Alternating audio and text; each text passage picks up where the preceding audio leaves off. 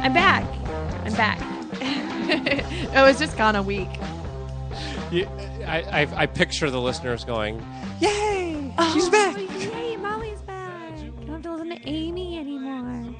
I'm just kidding. Amy was great. Thanks to Amy. Thank you very much for coming on last week. Right. That was good. That was fun. But no, I'm back from California. A week break. But this was the shortest or the longest time between me being gone, because this winter I was gone a lot. Yes. And yeah. so we've had a pretty had good streak in the summer here. Yeah. It's actually been more my schedule that screwed us up. So you've been around a lot. You really did fuck it up this it's my year. problem. I'm sorry. It's fine. But hey, you're here today. I'm here. And we need to hear, what you thought of last week's show. Yeah. Because having a former Republican Senate Majority Leader in here is a little bit different than having you in here. And then also, I do want to hear about, what festival did you go to? So, okay. I keep forgetting the name. I have to dedicate this show to a few people. Oh, since wow. I've been Here we gone. go. But if you don't know, I haven't told you this. My bike was stolen last week. I went to Harriet Brewing for Nurse Fest. The golf course. I'm sorry I couldn't make it. You would have, honestly. I know I would have had a great time. Hundreds of people were there. The beer was $5 a beer at Harriet Brewing. It was, the bands were amazing. The food was amazing. Did you stay for the Talking Heads, Doc? I stayed for everything. Nice. And we had the most fun. But by the end of the night, I'd been there since 1 p.m. and I left at midnight. Nice. And I was like, there's no way I can bike home. My friend had actually biked home earlier and she ate shit and fucked up her face and her arm. And I was like, I can't bike. And so I had my bike locked up. Drunk biking is dangerous. And I've it gone was over on the handlebars. Greenway. It was on the Greenway, and apparently on the Greenway, you're not supposed to bike on the Greenway because people jump out and have swung back to 'cause it's people dangerous? and Okay. robbed you and things. I thought you were going to say it's illegal for some reason. No. It's just not the It's not safest. safe, yeah. It's just not, at night in the dark. Especially for a female. That would be right. even more And dangerous. I was with a guy, and I just said, I don't really feel comfortable. I'm pretty blacked out right now. So I took my lights off my bike, checked my bike. And it had been attached to a bunch of other bikes that day. And come back the next morning at 10 a.m. and it's gone. And I'm like... You had it locked, I'm assuming. Fuck. Yes, the U-lock. So here's what I think happened. I had it locked up to a bunch of bikes all day. And my friend's bike and all this. And then it was on a pole. And I think it became really loose. And So it was had no enough longer room to... enough room to jimmy it off the pole. Wow. And it was a really high pole, but someone was able to probably lift it up over the pole. And I didn't even realize that it was... when you hook it to a metal object, you don't realize you could... You just don't think it's going anywhere. No, you just it's don't. fine. You just don't. I It's have a anchored. U-lock, It's good. It's fine. Yeah. It's on this cemented And pole. you usually don't leave it for more than 2 hours. And you're usually at the place where you left it, right? Sure. You don't usually go home with your bike locked somewhere else, right? That doesn't happen very and that's often. what happened this time. But this time, right. That's what I'm saying. But that's why it's abnormal. Right. So I come back in the morning, and I'm like, fuck. And thank God it wasn't my road bike. It wasn't my Trek, which I used for my triathlons, which is an investment. But it was my really fucking cool orange Dutch frame, Gustavus. I think it's Gustavus or Gustavus or whatever. But really cool vintage bike that custom built. Not too expensive, but still an emotional loss. Still nice. And so I kept thinking to myself, I feel like this isn't maybe the last time I'm going to see it, but it was really upsetting. And I filed a police report. I went onto this awesome Facebook page that I have to give a shout out to. It's called Twin Cities Stolen Bikes. You ever have... If you're a gal just had her bike stolen from my work the other night, so I will tell her to check that out. Twin Cities Stolen Bikes. If you're an avid biker, you're out and about a lot, and you ever see a bike kind of lying there that seems suspicious, or someone maybe who shouldn't have a $2,000 bike that has an expensive bike that's clearly taken it, you don't want to stereotype, but it's a little weird when you're in sketchy areas, and it's a weird situation. So anyway, I posted a picture of in the description, and I was in Sausalito, California this weekend on, I think, Saturday, and so a week later, and I'm shit-faced. I've been drinking cocktails all morning in Sausalito, and I get a message from this guy, Aaron, and he's like, I found your bike. I was like, no, you fucking didn't. And he works at a liquor store nearby. I'm not going to give away his identity in case he doesn't want me to, but he saw a guy outside with the U-lock still swinging, and walked up to him, and he said, give me that bike. And the dude was like, give me $20. And he gave him $20 and took the bike, and it's been in his garage, like, safe for me ever since. And I got it. Now, how did that work? Now he knew it was your bike because he went on this Facebook page. Yep, and he is a follower of the Facebook page, and he commented on the picture and said, "Molly, I have your bike," and then he messaged me on Facebook as well. Wow. See, that's a buddy of mine recently told me a story of how he had a bike stolen, found the bike, dude, and was like, called the cops, and he said, "Please come here and get my bike back for me, or I'm going to take it." Right. So you guys get to decide how this goes. But either way, I'm taking this bike. Right. How do you prove it's your bike? There are so many things about that. You need to, and this is another big thing for bikers. Where do you have the record of that? I mean, I don't think in general when people buy a bike, they go, okay, I'll write this down, I'll put it in a safe place with my social security card. Like, nobody's fucking thinking about that. Right, I get it. No, I get it. It's unless it's a $3,000 bike. What I had to do to get my serial number, and I will never not have a serial number again. I'm going to go write down my serial number for my truck immediately. What you do, call the bike shop that you bought it from. Hopefully you bought it from a bike shop, and you didn't like get it from a person who didn't. Because you buy used, I bought it from a bike shop. Dude had my stuff on file from 3 years ago. As if it were a car.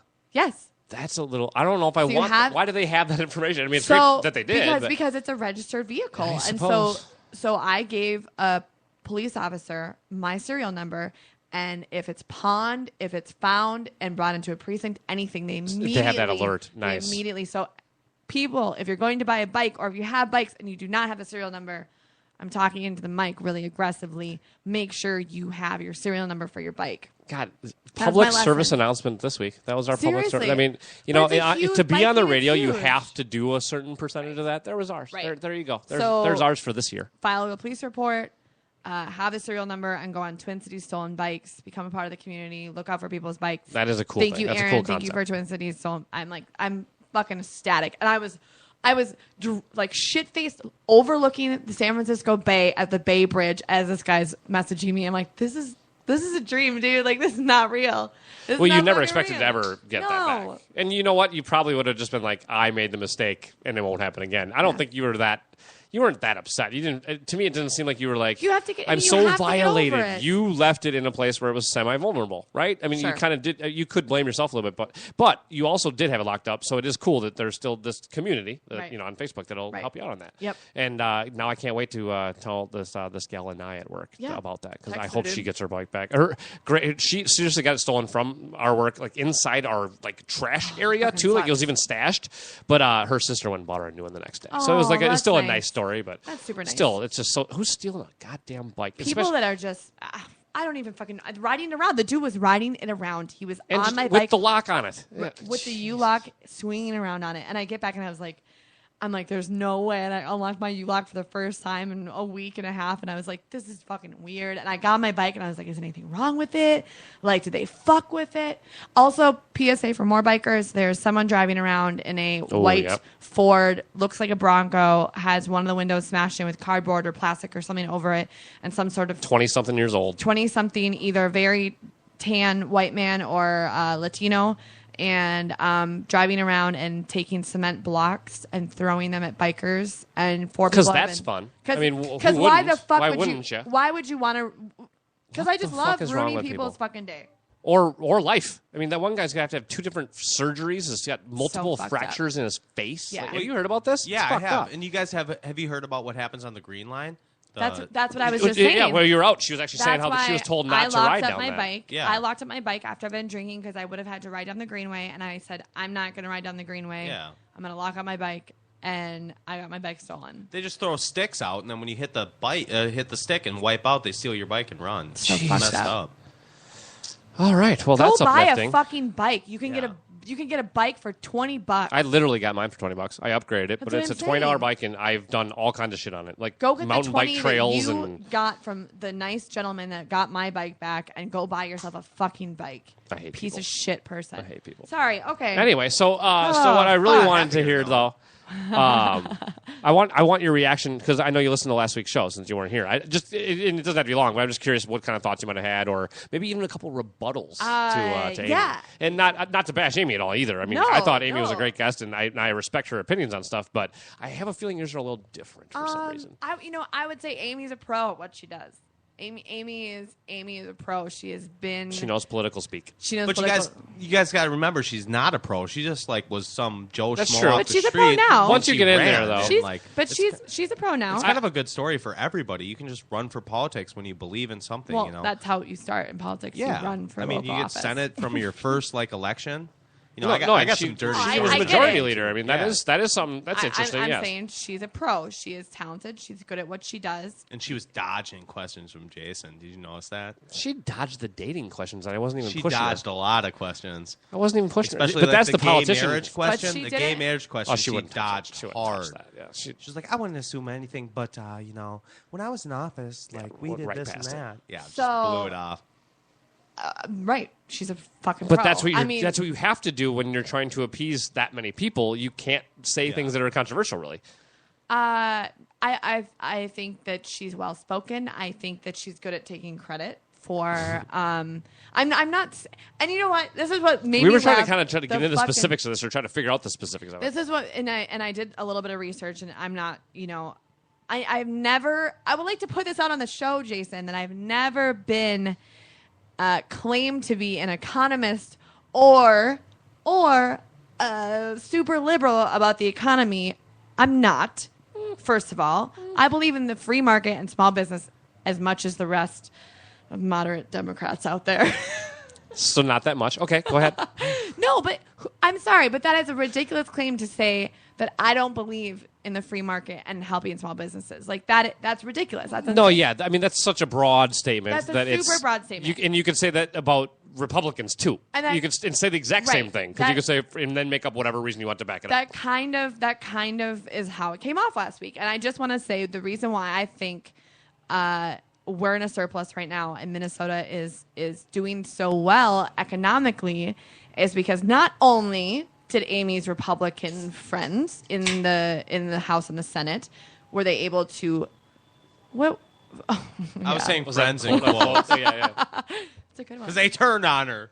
Well, they might have turned on her. And, they'll always turn on you if they find any. If there's blood in the water, here we go. Sure, they will turn on you. I mean, she did a good job at saying,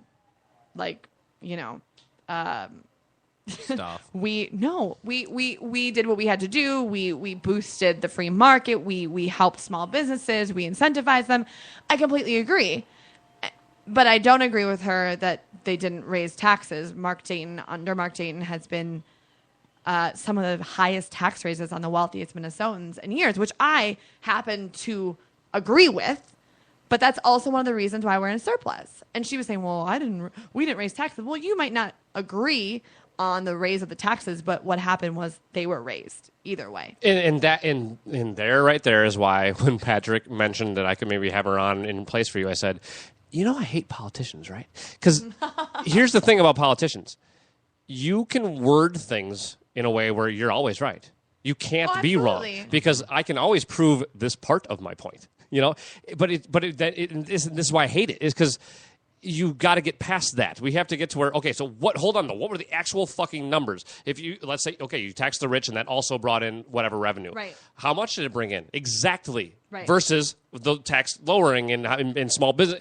And they can't, first of all, they're not smart enough to do that. Right. The people that are running the show, the politicians, aren't economists, aren't that good. And some of them are maybe, but not the vast majority of them aren't.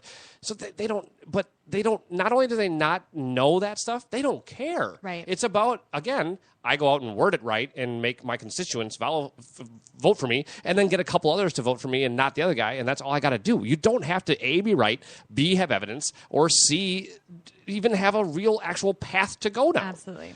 Fuck, I hate politics. I don't hate politics. I thought it was a really good I enjoy politics, but that's why I hate it. There's no... No, it's everyone's in it for personal gain, which is interesting because it's like, well, what's your next move, girlfriend? Like, where are you going next, Amy? Right. But either way, what are you? No, she did the girlfriend thing. I keep thinking you're saying break or something. That's what's distracting me too. Over at you like, what the but I like that. He's like, not a girlfriend. Patrick's looking at me. I'm feeling like he's like making hidden signs to you. Like no. What's funny is he's actually just accentuating everything you're saying. We need a YouTube channel for this. He is. No, I thought the reason why we're in a surplus is because it was a good balance of Republican and Democratic economic policies. And if you read any news source right now, the reason why we're doing so well is a lot of because the huge taxes that have been put on the wealthiest the wealthiest Minnesotans, and that's just fact. I mean, the wealthiest Minnesotans avoid Minnesota. They move to Arizona for 6 months because they get a tax break. I mean, that's just the fact of the matter. And that's Joe why Mauer is a resident of Florida. Right. My Medtronic's parents going to Ireland. are trying to get to Arizona for 6 months. How long is 3M going to last? If Minnesota mining and manufacturing fucking leaves, no, they think won't. about that. No, they won't. They won't. And I think their corporate office is in New Jersey. No, it's here. Their base is still here. I think their tax purposes are in New Jersey. No, they're definitely I did a here. report on this. No, they're definitely Pentair, Medtronic. I'm pretty sure they. So they're moving parts of themselves at least. But I will say, I know that you don't trust me, but I really, truly think we love you. Okay, first of all, you have a Democrat in office like Mark Dayton, who is a Dayton. He's a member of the Dayton family, who then went on to Marshall Fields, who then went on to Target. Like, this isn't someone who is against small business, who is against corporate policies. But he's somebody who inherited everything you just Dayton's said. But he's not somebody who earned it or made it himself. But he's also someone who's the wealthiest Minnesotan, so I find it really interesting that hold on. No, I understand exactly where you're going with that, but if I inherited $100 million and you want to take 50 of it, I'd be like, well, it's free to me. If I earn $100 million and you try to take a fucking penny, I'm pissed. You know what I mean? Like, so if it's my money and I earned it, I created the thing that got me there. No, that's very different than being born 2-3 generations later. That's true. So different. No, I don't want to throw family members under the bus, but that's the exact situation that I'm in, and I would not say that because my family inherited a lot of money that they're all of a sudden okay with with the higher taxes they're getting. No, not everybody goes that way. But if you do, to me, it's because you don't understand what it takes to get there. I don't think that's true at all. Because how would Dayton know? You ask anyone who's inherited a lot of money and who's worked really hard to get where they're from, to get where they are now. They're from to where they are. Everyone's mindset is that we worked really hard. No one wants their money taken away. No one wants their money taken away. And you ask anyone. No, that's not what I'm arguing is that Mark Dayton doesn't know anything about small business, and he doesn't know anything about growing business. He's born into it. Idiot about he's not an idiot. I'm not saying he's an idiot at all. No one is going to pass legislation. There's a couple of drinks and wine going on around here, guys. Just so you know. At the Southside session. Look, 3M, Target, all of these businesses, United, U.S. Bank. What else is here? Pentair. Pentair. Yeah. I'm talking about Fortune 50 companies or Fortune 100 companies. Yeah, there's not that many here. Well, there's a good amount though. But they haven't left, and they're not going to leave. They're leaving. They're all leaving. Who has left? Medtronic is gone. They're in Ireland. Medtronic's still here. They're going hardcore to Ireland. I did a bunch of reports on this for school. The taxes in Ireland it's the taxes that are killing. It's the corporate tax that's killing them. Medtronic has not left. They're leaving. Molly. They're leaving. They're leaving. Okay. They're going to Ireland. All right. They're going to Ireland. They're going out of the U.S. It's not even Minnesota. Going to New Jersey. It's about moving the money too. It's not. You can still have Medtronic stuff here, but if your base is there, I know I'm the producer. I should shut up. But yeah, you should. It's the double. It's the double tax on the S corps. You have to pay tax on your corporation, then you have to pay tax again when you get the money. Yeah, it's a shit ton of taxes. It's a shit ton of taxes. I'm with taxes. I'm all about taxes. Well, I wonder what really. So let's say a company does leave a state and goes to fucking Ireland. Okay, Medtronic. Actually, you know what? Let's say no. Ireland's not a good example because they have no taxes. Well, Ireland's crazy. Ireland's not a good example because we're leaving the U.S. So let's say we're going from a state with high taxes on businesses to a state with low taxes on businesses. What is still the benefit of having your corporate headquarters for the state in that state? Well, we can use a perfect analogy because a lot of businesses are going from Minneapolis to South Dakota because South Dakota is making their whole economy around, no taxes business, and they're trying to draw these businesses over there. The jobs stay here? No, the incentive is that if you can save $5 million a year, I understand what the incentive is for the company. I understand that. I understand why a corporation would leave based on high taxes. Okay, so then what are you asking? I'm asking But they're still based here. I mean, Medtronic is still here. 3M is still here. They're not leaving. They're not moving their headquarters. What I'm taking from this is that if you go somewhere where you're just paying less taxes, but you can still sell your product there, it's just win-win to move. But your headquarters are still here. So how do you have headquarters? They're moving. No, but that's the point. Is you move your headquarters to where the tax base is less, or the tax rate. I don't know what the fuck you're talking about, dude. I really don't. I haven't read about this either. But I'm not gonna. I mean, I don't think you just came off that. Like no, but I'm like, what the fuck are you talking about? Like I've not heard this at all. And that's yeah. You guys are crazy. Check it out. Google that. Next shit. week we'll get that in there. We'll get that in there. I'm curious. We should. If Medtronic is leaving, that's a fucking huge story. They are. I mean, that's a big deal. The papers forever. Really? Yeah. I don't read the fucking. No, I don't read the economic part of the Star Tribune. Google some shit. I'm reading fucking national issues more than anything. Me too. I'm not into politics and stuff, but what I will say is, like, I know I shouldn't be talking. I'm the producer. But hey, we will tell you to shut up when it's time to shut up. Today? Go ahead. I do love talking to people like Amy because she's like a real person. You know, she's not rich. She didn't like inherit a bunch of money. She's owns a bar in Maple Lake. But I think it's good to have a combination of people, and that's what we have. I'm down with Dayton. I mean, I think Dayton's done a lot of good stuff, and I'm like a hardcore card carrying like libertarian with Jason. You know. But like Dayton's done some really good stuff. Okay, this says June 20th, 2014. Medtronic CEO, Minnesota is still our home. Okay, but get to the fine print there. Okay, let's go. Okay, we don't need to do this tonight. No, I think this is interesting. Okay. I'm like really fascinated. Pentair, you can look at too. Let's take a break. Let's take a break. Yeah, no, I think it's perfect time. Take a break. See if you can get that story. If Medtronic's leaving, the next segment will be about how Molly needs to apologize to Patrick because Patrick is so right and Molly is so wrong. That'll be the next segment on the Pub-Cast.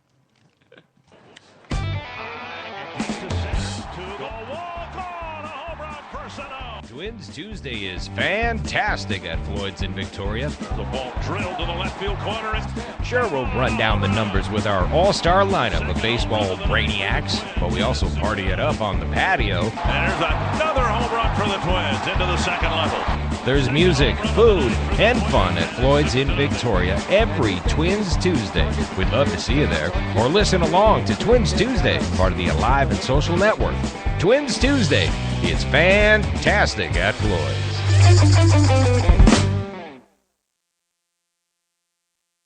Just when you thought it was safe to go back online, along comes this hit show.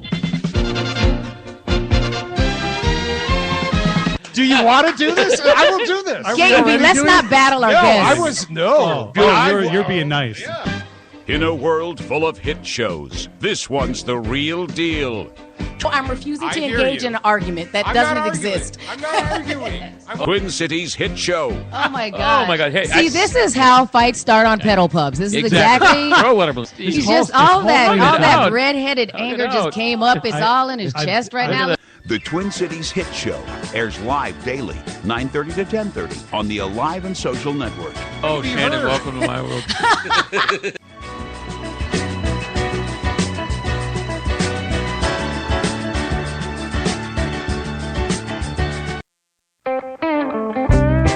Third Street Brewhouse, built on a perfect site in Cold Spring, Minnesota, combining the state-of-the-art brewing facility with exceptional water. Hello, did we mention Cold Spring, Minnesota? They have a dream team of world-class brewers, resulting in unprecedented crafted beers. The core styles of Bitter Black IPA, Lost Trout Brown Ale, and Rise to the Top Cream Ale are intriguing yet satisfying. And look forward to seasonal and specialty beers. Nothing fancy, no fuss. It's all about the beer at Third Street Brewhouse.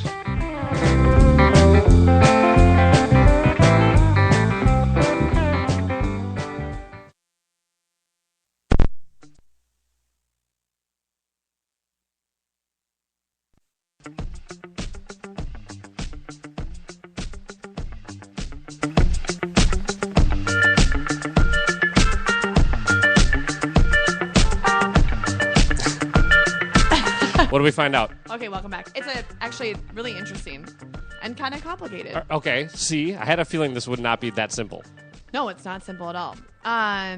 So this is a commentary, and this is essentially a letter to the editor from the CEO of Medtronic. His name's Omar Ishrak. I've actually never heard his name before. No, probably never heard his name before, but he's the CEO of Medtronic, and he wrote this to the Star Tribune.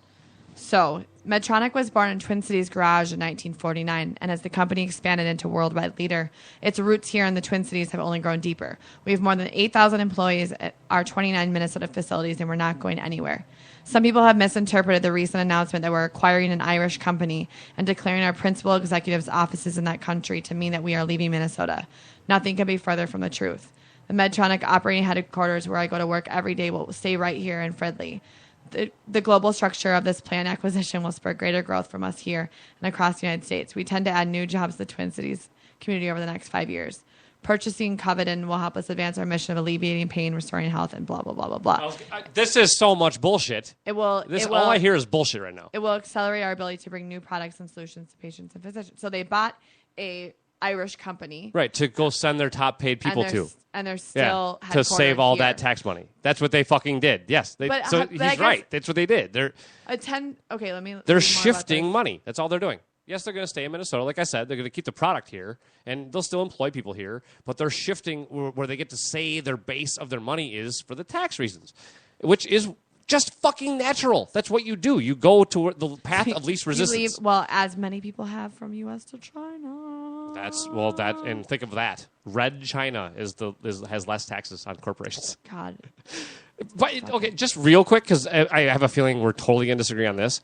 I don't think there should be taxes on corporations at all. There shouldn't be the double tax. You should tax individuals. Okay, let's just skirt past this issue right quickly.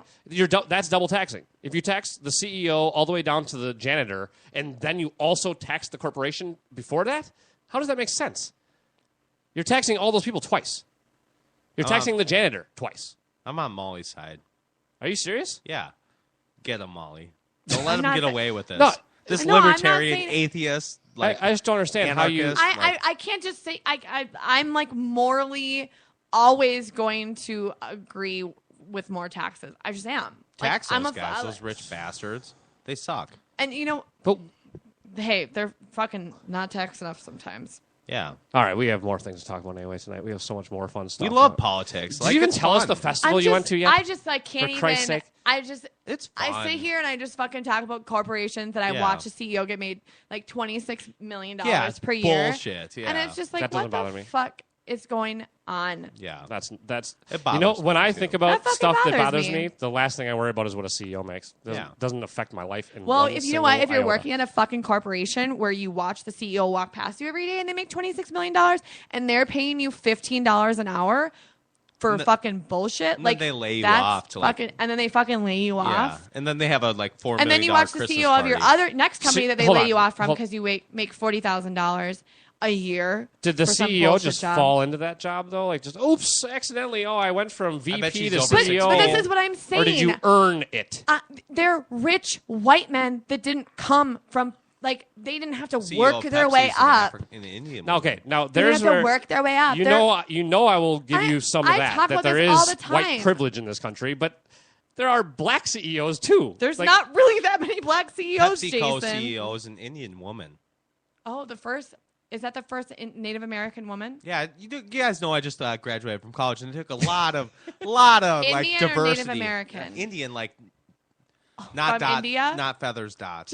Can you just say from India or Native American? I don't think that's racist, by the way. India. No, it's not. But just not come on, India. at least be a little piece. From Or do we India. just not worry about offending Indians? Oh, well, I said that's Indian. actually more it. But Indian is not a Native American. Native American's Native American. I don't call Native Indian Americans is Some Indian people woman. call, I some love people call India. Indian. Some people call Native I wanna go Americans to- Indians. I like India. I like everywhere.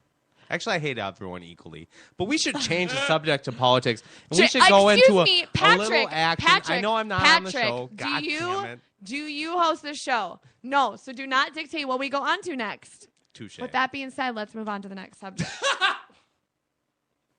all right, so you kind of did move us on, Patrick, but you really didn't. Don't take the credit. Oh, yeah, this is perfect. You said on our very first date that you don't like flowers, that they're a waste of money. Flowers, Gary. You said that you don't like flowers. I take that to mean that you like flowers? It's not about you're not getting it. So all a woman really wants you to do is ask her the correct questions that will allow her to run up. Everybody has their time. Everybody has their time. I mean, not everybody. There are people out there where there's just nobody for them. Mm-hmm. Yep. I wasn't looking for her like that. Well, Columbus wasn't looking for America. My man, that's the world out there, didn't it? You're here. You know what I mean? Never have a friend as a female. You know, you always gotta be fucking them. That's the only reason to be around them.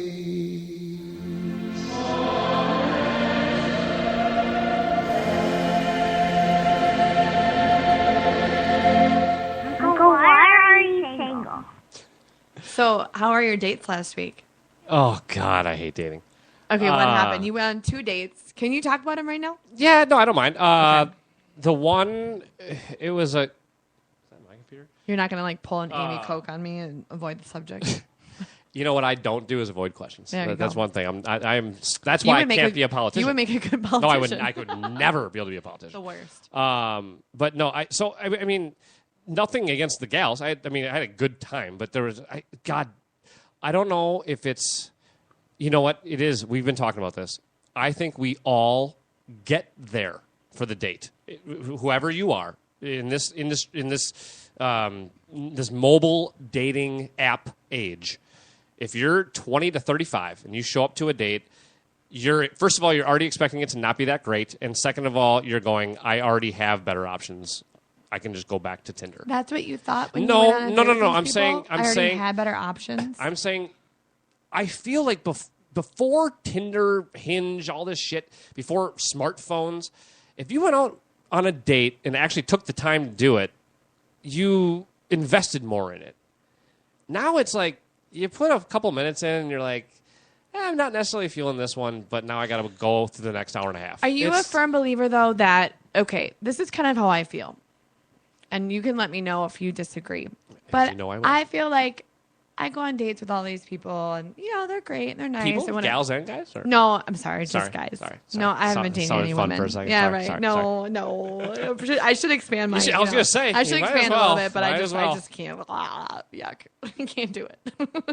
I can't swing both ways. I love my lesbian ladies, but I'm sorry, I can't. Right. I can't hook up with you. I just feel like I'll just know. When I meet someone, I'll just know. And that's such an idealistic, stupid girl, Prince Charming White Horse thing. It's the movie. But I think I'm very attuned to what I want and what I need. And I don't think I'm that picky. I think I'm open. I think okay, this is what psychics say, but you're your heart is open. You know what I mean? You have to leave your heart open for someone. Yeah. I don't think I'm closed off to that. And I think I'll just know. See, okay. Know what, though? I think that... know that that's the person for you. I know what you're saying completely, but I'm saying... Or that you want to be with them. We think that you just, quote unquote, know. And know what? You could know that night, we really hit it off. And then, but 2 days later, you can realize I hate everything about this person. And then you could also not hit it off that first night, but if you actually put in the effort and went out a couple more times, you might actually really like the person. I guess it's how many times do you put in the effort until you're this just isn't vibing. But I feel just energies and just, I don't know. Well, have you been on, I've been on at least 2 dates, not recently, but with former girlfriends, first date with the first dates with those, where it was I'm in love. Seriously, the first time we went out, I with pretty much fell in love. Yeah. See? And then it did end up being something. See? But now I'm wondering though, am I just waiting for that next one? Is that going to happen again? Or do we think there's so many options out there that we think not only do you have to just have to click, but you have to be perfect. You have to be above and beyond. I would never judge someone. On Tinder, it's a little superficial, but once you're in person with someone, I don't think it's that. I don't think I'm being cynical in person. I think I'm always trying to be open when I meet someone. And I think it's pretty clear if there's a connection or not.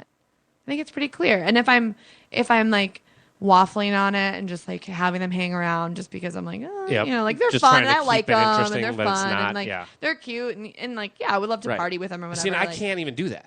I can't even feign the interest. You know what I mean? I can't just be well, she's decent looking. I'll just keep hanging out. No, if she's not, And it's not even necessarily just all looks, but it's actually more of the personality part. But if you don't impress me in some way, I'm just never met bored. a chick who's just like fucking cool, and you're like, yeah, I just want to fucking party with her. Like, I just want to be friends with her. Like, she's cool. Like, I don't want to fuck her quite yet, and I don't want her to be my girlfriend. Like, maybe I want to fuck her, but I don't want her to be like my girlfriend. But you're like, oh, she's really, like, I'm cool. Like, you don't want me to be your girlfriend, but like you like hanging out with me. You know what I mean? Like someone who. Wait, okay, I meet a lot of guys like that where I'm like, God, they're really fucking cool, and I actually want to be friends with them. But and not because I'm not sexually attracted to them. Like I know we've talked about this before, but it's still like I don't think I like want them to like. I don't want to get married to them, but I like really want them to hang around with them. Here's my thing. I do have girls that I completely look at as friends, and even very attractive ones. I'm just like that's just, we don't click, and that's okay. Totally. And I like you still, and we get along. Here's my thing. God, I sound like an asshole. I don't need any more friends. Yeah, well, that's true. Do you know what I mean? That's true. I feel like I don't give the friends I have enough time. Right. So how dare I go out and make more? Like, and not like I'm opposed to, if somebody really cool comes across. I mean, you, for instance, are someone who I hope to maintain a relationship for a long time with, no matter how this podcast goes. Because you're a very interesting person you have intellect and all the things that I look for. I like this podcast. Yes. It's the build Molly back up after the Nurse Fest bash Molly. And the Amy Coke where you called me a liberal loony. That was good. That was nice. But in general, I'm not. I mean, I would not have met you if it weren't business. That's true. This is, you know what I mean? Like, and if we had just met, we probably might have hit it off, and I would have been like, "Hey, yeah, hit me up," and then I never would have gotten back to you. That's true. So, it's this thing we've talked about the last few weeks. It's this too many options.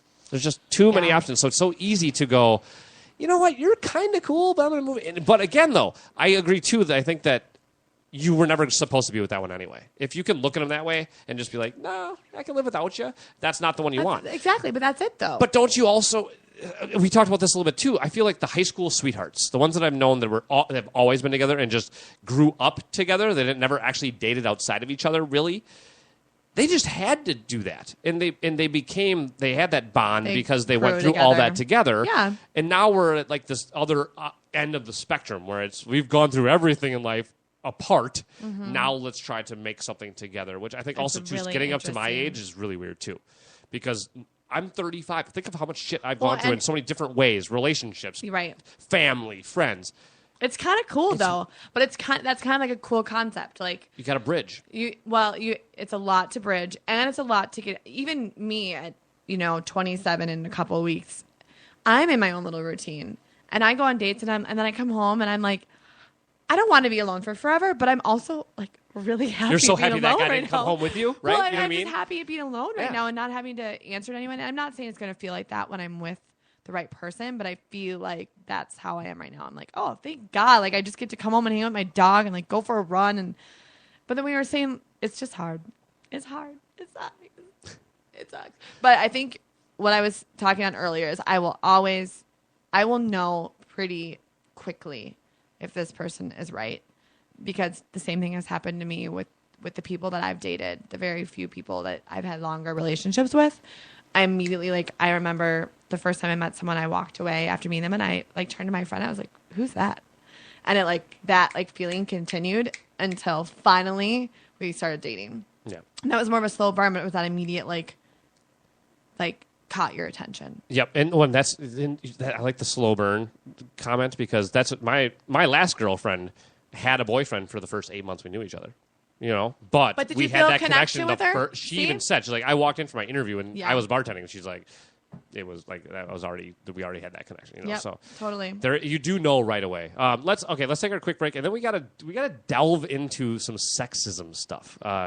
We love to get into the deep issues, and I've usually been talking police brutality lately, so I want to get into sexism a little bit. Sexism. We'll do that, and after a quick break, right here in the Pubcast.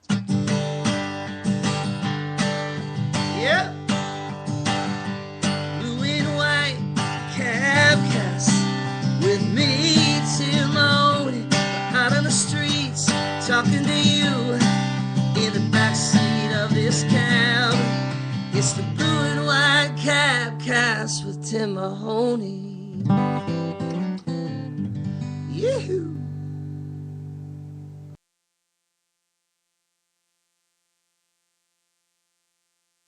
The Rusty Gatenby Review is the entertaining show about entertainment from movies, music, and more. Award-winning TV guy Rusty Gatenby and his review is the podcast with the biggest cast in entertainment, part of the Alive and Social Network. You can get that Minnesota connection to Hollywood and beyond any time of the day or night simply by clicking on the RustyGatenbyReview.com. That's the RustyGatenbyReview.com, part of the Alive and Social Network. The term foodie can sometimes come across as a tickle pretentious. BT and Lydia are here to demystify the term and reclaim it for the sake of good food. Their weekly podcast brings in fellow foodies and culture creators from the Twin Cities to talk about all things food. Find this duo only on the Alive and Social Network. Hey, shady baby, I'm hot like the prodigal son.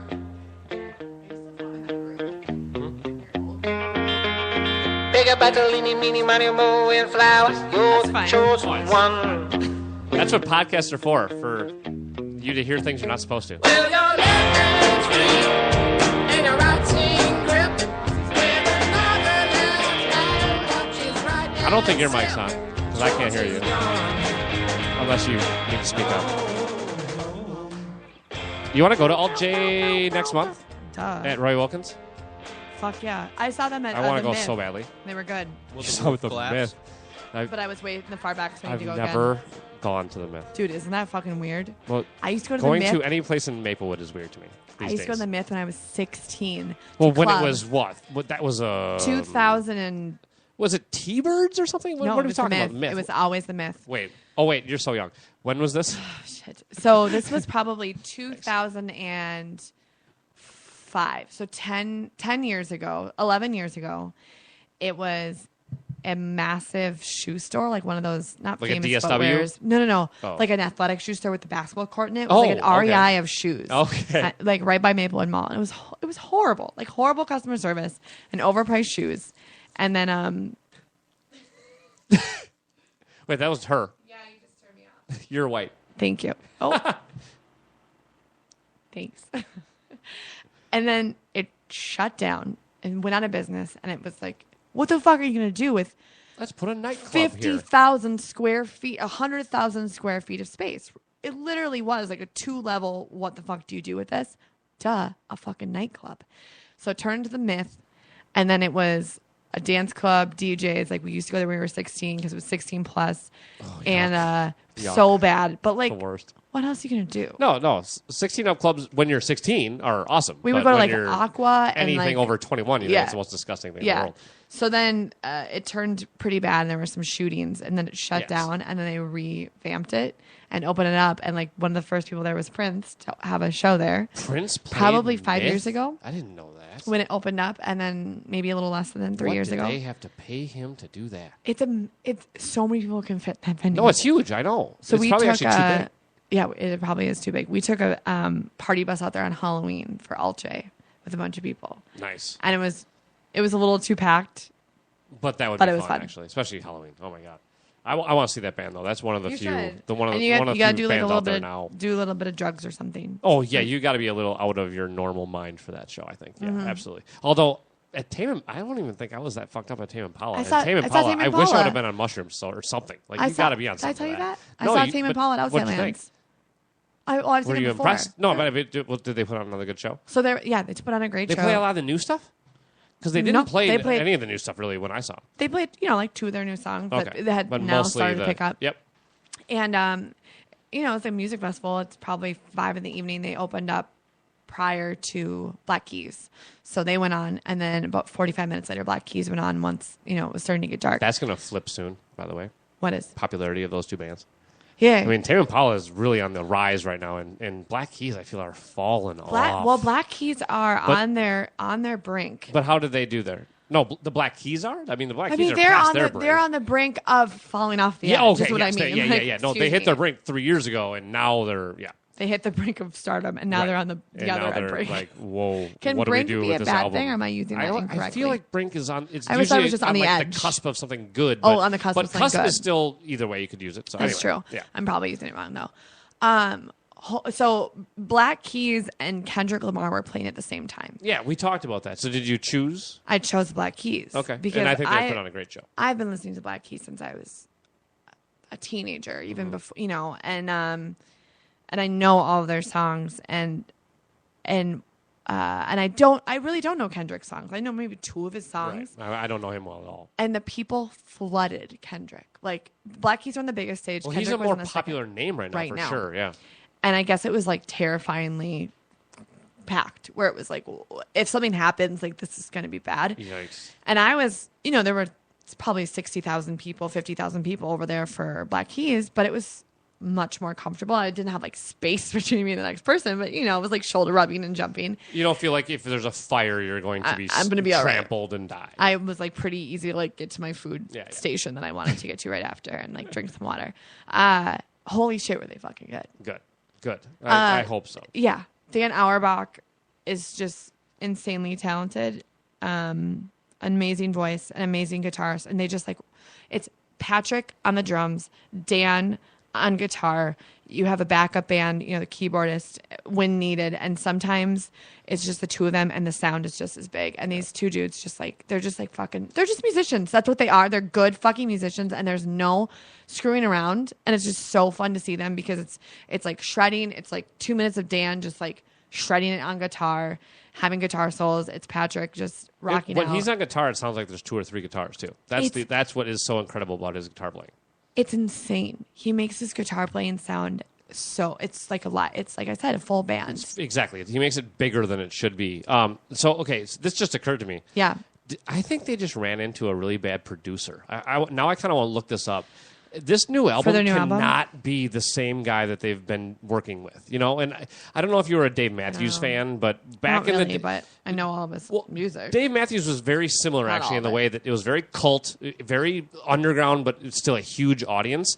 And he had these, his first few albums, or at least the first 3 or 4 actually are very much that's Dave. And the Black Keys, those first 5 or 6 albums, you're like, that's the Black Keys. It's just every song, you're like, I know who that is. That's the Black Keys. And it's not like they all sound the same, but it's not like they sound so different either. This new album is just it's almost off-putting because it's so detached from what they've done before. And I remember actually seeing Dave Matthews at Giant Stadium, and it was my stepsister at the time, sat on her hands along with, I don't know, 30,000 other people for at least a couple of songs as a way of protesting that they had this new producer.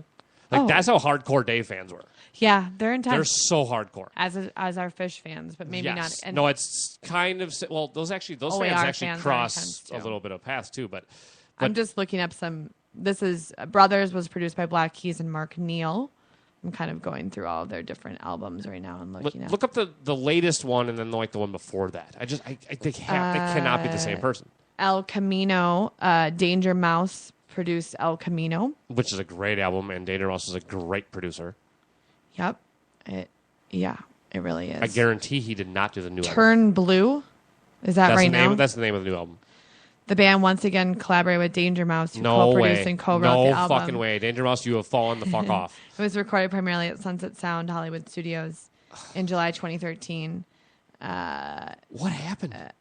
I don't think it's a bad album. I just don't think it's like. I just don't think it's compelling. Just to get away from you. Yeah, right. That's a fucking horrible song. It's the worst song ever. They played that, and I was like, no, they didn't. Oh, they played it.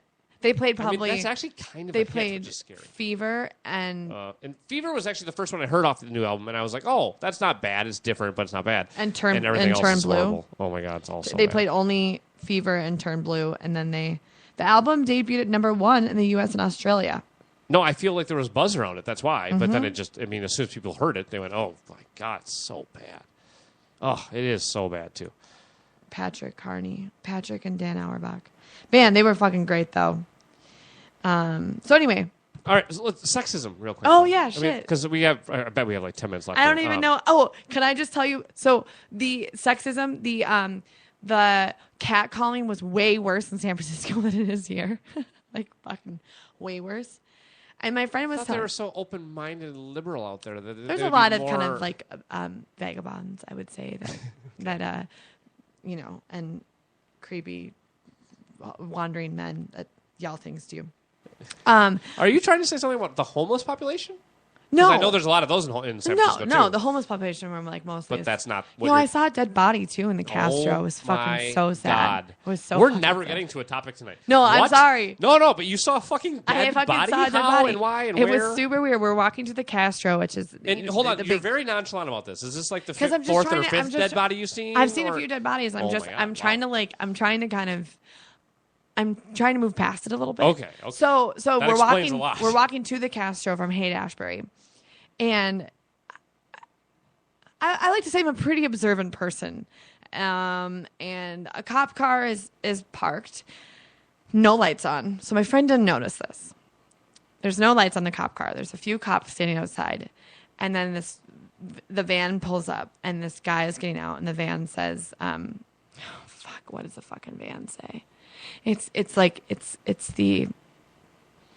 the crime scene investigation, but not crime. It's like the person that comes and looks at the bodies. What is that called? But it's a part of the police department. And I looked at the van. Not the coroner, though? It's a coroner, essentially. Yeah. It's the coroner who picks up the body. Yes, the coroner is there. And it doesn't say coroner. It says something, the more PC term in the police department for it. And it has a San Francisco. I'll think of it in a minute. Anyway, and so I'm looking around, and Jody, my friend, is like yapping away. I'm like looking at the police. I'm looking around like I go blank for a minute, like what the fuck? And so I turned to my right, trying to figure out if the coroner is going up into one of the apartments. We're walking past, a bunch of businesses on the bottom and apartments on the top, and I'm like, this guy's probably going in and looking at something. There's no crime scene tape, but I'm like, why the fuck is the coroner here?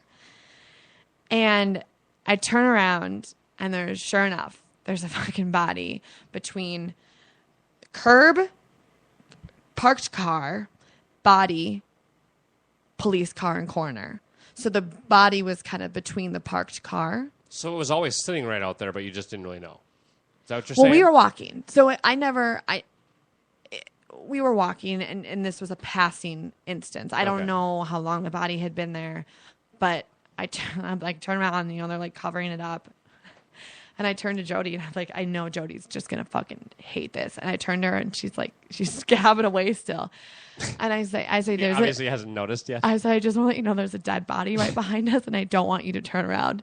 And what? Who says that? And who doesn't turn around when you're told that? She didn't. Oh, so she's I knew really she that, wouldn't. like... No, I knew she wouldn't. She knew she couldn't? And I said, I don't want you to turn around. Because the first thing you say, if you say that to me, I'd be like, oh my God, dead body. No, That's the first thing I'm doing. And she goes, what? And I go, don't turn around.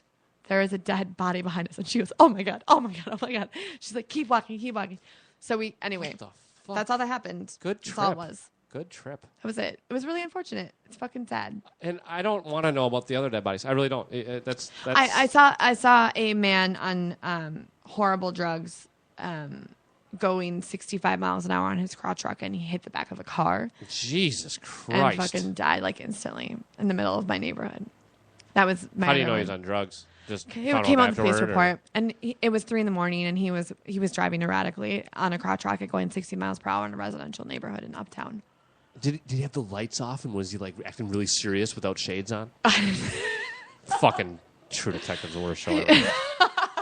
Sorry, I just had to throw that reference. So anyway, sexism. I got called a sexy little baby in San Francisco. No, I think there's a way there's ways you can say that where like, it's either less offensive or like, even complimentary. Sexy little baby, and I was like, oh, ma. Oh, that's exactly what I am.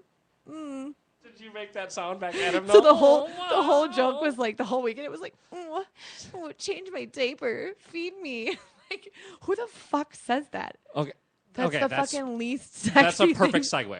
That's the perfect way to lead into this because we kind of talked about it on the show last week with Amy, but we couldn't get too deep into it. Yeah. But first of all, as we all know, we are in a society that males still think they run shit, even though they do run shit, and they think they run shit. They mostly do run shit. Yes, but I think we are at a crossroads. I think we are hopefully at least, maybe moving to a more equality-based society. And I don't mean in the next 15, 20 years, but I mean in the next couple few generations. Absolutely. I agree. I mean, because it's definitely changed. Yep. But some of the stuff, okay, so this is a really broad issue that I think is, but it says so much about how men look at women and how women look at themselves. Where do you stand on shaving your legs and shaving pits? Are you do, obviously, but well, not today. You're not, but you're obviously you're not an inch growth. I'm not like free balling. You're not doing the new trend and the dyeing thing. I don't know what to think about that, but the new trend is to not only grow armpit hair as a girl, but dye it. For sure. That's I don't know whatever. But again, I'm not. I don't know how to even start with this, but. Okay, you don't do it. Why not? Or I should say, you do shave. I do. You don't do it. I'm not a part of the trend. No, but that's part of the quote unquote normal society. Why do you? And then have you thought about not? I don't see it too often in Minnesota. I will say. I know one person who isn't shaved, and I won't call them out. And I actually think they have by now. And I saw a woman in a pool at the YMCA who obviously doesn't shave her legs. Hi. How's it going? That's a really good question. Why? And then in San Francisco, I saw it a lot. I bet you would see a lot more out there. Sexiest lead singer of the Givers, like fucking threw off her jacket, and she's like got this gorgeous long blonde hair, amazing voice, and just fucking rocking out. She would play drums, and then she would pick up her fucking guitar and rock out. She was so cool. And then she like lifted up her arms, and it was like.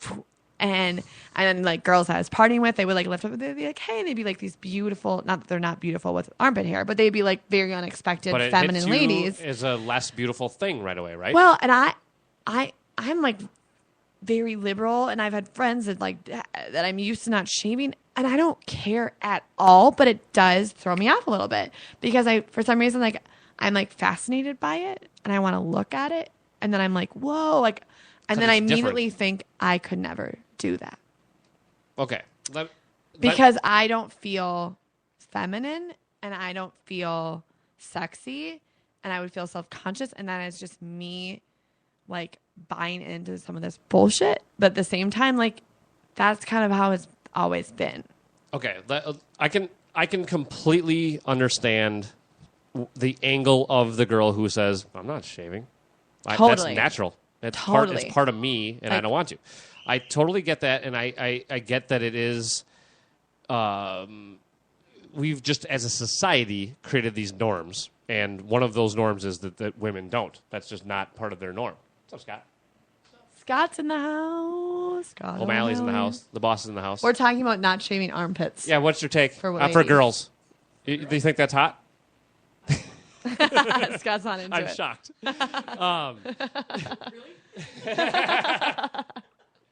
But okay. So, but that's it right there. In general, in society, we look at that as A, shocking, and B, just not attractive. But from a guy's perspective, and then women are ingrained to obviously. No, but okay. So yeah, and so you can just say, you can make it a sexist thing and just say, oh, guys expect us to be a certain way, and that's bullshit. You could easily make that case, but. I have had girlfriends where, they're like, oh, don't touch my legs. I haven't shaved today. That's gross. Don't touch me. Oh, it's so gross. And I think that's sad. No, but my point is just being that it doesn't necessarily have to just all be sexism. No, it doesn't. It's just norms, and it's totally. The women are as responsible for this norm. Now, but here's where this is the part I don't necessarily understand. Where did it start? I don't like how long. How does that start? And we were talking about this yesterday with my friends. We were going over how much money. Oh, we're fine. Well, he might want to go home. That's true. He might want to go home. He's had a long day. We were talking about how much money. One of the guys turns to me. He goes, oh, shaving your face is a bitch. And I was like, yeah, I fucking bet it is. I go, but you know what I have to do? Or you know what women have to do? Right. We have to wax our mustaches. We have to wax our eyebrows. We have to probably get laser hair removal if little soft hairs start growing on our face. I have to shave my armpits. I don't have to do any of this. I'm just saying from you choose to because of the societal norms. I have to shave my legs. I spend $50 a month getting bikini waxes and eyebrow waxes and all of these other waxes. And it's insane. And I'm like, why do we do it? But it's like, but I don't want to not do it. okay, great. Here's where we wrap it up. You, as the women, I think, have all of the power in this decision making now, especially because we have evolved a bit. If it becomes the norm that women don't shave their legs, are men going to stop fucking women? Nope. No, they are not. That's true. And it's not like we're all going to say, I'm out. This gorgeous girl I met in San Francisco has no short of dick in her because she's fucking beautiful and like she had some hairy armpits because that was her deal.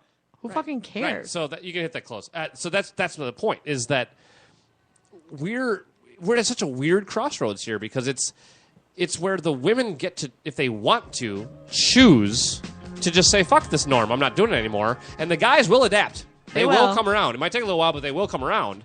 But I also think, though, that there's something about this that's attached to femininity. For sure. And women like that. And I don't think there's anything wrong with that. It sets us apart from men in a very distinct way. See? So there's... And I don't want to look like you guys. And we don't want you to. What a great way to wrap her up. All right, Patrick, thanks again for on the board and taking care of the show. Patrick. We will be back for you next Thursday, once again, right here on the Minnesota Pubcast.